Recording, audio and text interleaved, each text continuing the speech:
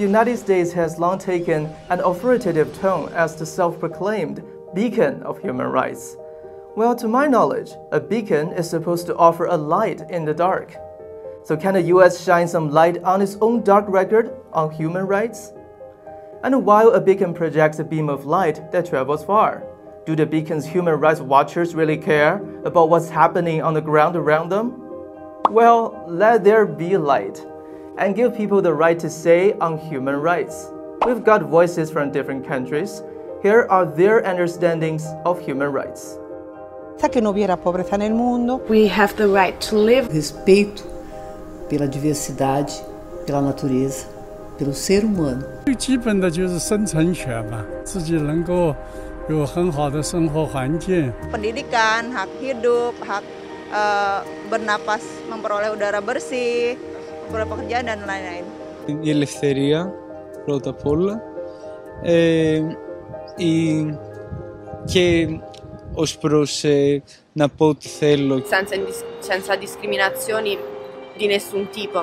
Same equality, like no matter what, doesn't matter about the skin tone or anything.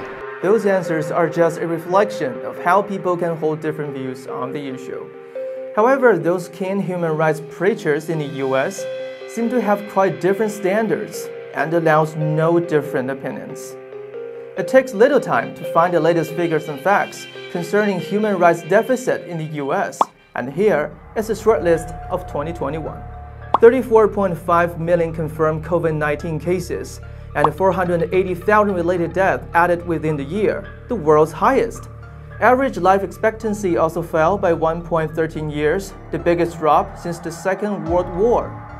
693 mass shootings in 2021, up 10% from 2020, with more than 44,000 people killed in gun violence.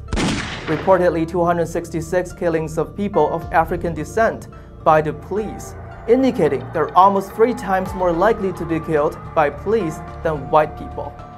Hate crimes against ethnic Asians in New York City jumped 361% compared to 2020. There is shocking racism in the West. In the US, Black, Latino, and Indigenous people suffer significantly lower life expectancy, lower income, higher infant mortality. They're several times more likely to be put in prison. COVID, gun violence, and racism. Same old stories on chronic problems, right? And don't forget the Capitol Hill riot, a big disgrace for the beacon of democracy. While on the world stage, there's little saving grace either.